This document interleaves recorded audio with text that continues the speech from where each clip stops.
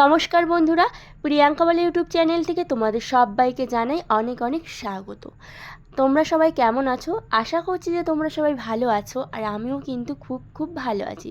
সেই জন্য আবারও একটা আমি নতুন রান্নার ভিডিও নিয়ে তোমাদের কাছে হাজির হয়েছি শেয়ার করার জন্য। তো আজকে আমি একটা আমার পছন্দ মতো রেসিপি তোমাদের সাথে শেয়ার করব। তো ডিমের ঝোল বলো, ডিমের কারি বলো, তোমরা তো অনেকে অনেক রকমভাবেই রান্না করে খেয়েছো। তো আজকে আমি যেরকমভাবে ডিমের কারিটা বানাবো, ঠিক কলকাতা বা বিভিন্ন জায়গায় স্পাইস হোটেলগুলোতে যেরকমভাবে ডিমের কারি বানানো হয়, একদম সেই রকমভাবেই এক টেস্টি ডিমের কারি বানিয়ে তোমাদের সাথে আজকে শেয়ার করব। তো ভিডিওটা প্রথম থেকে শেষ পর্যন্ত দেখার অনুরোধ রইল। তো ডিমের কারি বানানোর জন্য সবার প্রথমে আমি নিয়ে নিয়েছি বেশ কতগুলো ডিম, আর তারপর দেখো কড়াইতে আমি একটুখানি জল দিয়ে দিলাম, কারণ ডিম আর আলুটা সবার প্রথমে আমি সেদ্ধ করে নেব। তো ডিম আলুর এই রকম রেসিপি দিয়ে গরম ভাত বলো, লুচি বলো, রুটি বলো, সবই খেতে খুবই টেস্টি লাগে, খুবই তৃপ্তি করে খাওয়া যাবে এই রকমভাবে যদি তোমরা রান্না করে খাও।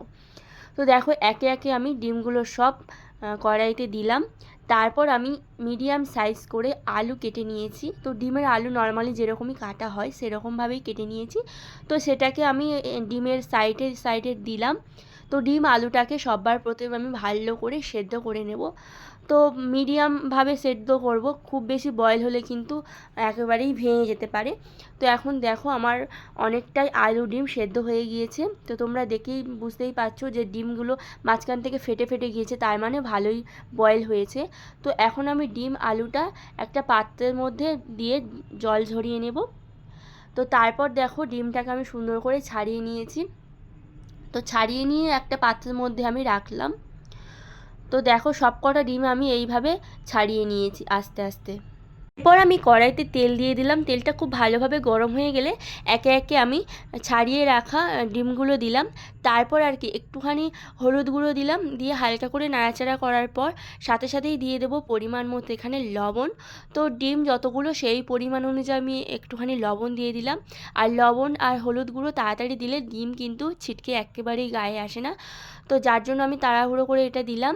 দেওয়ার পর দেখো ডিমটাকে কত সুন্দর লালচে লালচে করে ভেজে নিয়েছি। আর ডিম বেশি ভাজা না হলে একদমই ভালো লাগে না খেতে। তো দেখতেই বুঝতে পারছো যে কত সুন্দর করে ডিমগুলো ভাজা হয়ে গিয়েছে। তারপর আর কি একটা বাটির মধ্যে নিয়ে নিয়েছি একটুখানি দারচিনি, একটু লবঙ্গ, একটুখানি জিরে ফোড়ন, আর একটা গোটা শুকনো লঙ্কা নিয়ে আমি কড়াইয়ে তেল গরম করে সেই উপকরণগুলো দিয়ে দিলাম।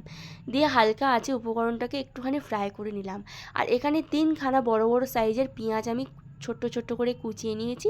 তো সেটাই আমি কড়াইয়ের মধ্যে দিয়ে হালকা আঁচে নাড়াচাড়া করে নেব। তো যত বেশি পেঁয়াজ দেবে গ্রেভিটা ততটাই হবে, আর খেতে কিন্তু বেশ ভালো লাগবে। তো যেটা তোমাদেরকে আমি বললাম যে এটা একদমই স্পাইস হোটেলের মতো রান্না হবে। তো সেই জন্য এই রান্নাটা একটুখানি রিচ হবে, আর রিচ হলে তবেই কিন্তু খেতে বেশি টেস্টি হবে। তো তারপর দেখো এখানে টমেটো কেটে নিয়েছি, আর টমেটোটা এত সুন্দর লালচে লালচে লাগছিলো দেখতে, কি বলবো। আর সত্যি কথা বলতে যে কোনো রান্না দেখতে যদি ভালো লাগে, খেতে তো তার প্রতি মনটা আরও বেশি আকর্ষিত হবে। তো তারপর দেখো টমেটোটা দিয়ে আমি হালকা আঁচে সুন্দর করে নাড়াচাড়া করে নিলাম।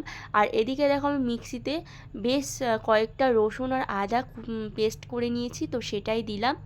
দিয়ে আবারও সুন্দর করে আদা রসুনের সাথে পেঁয়াজটা ভালোভাবে কষিয়ে নেব।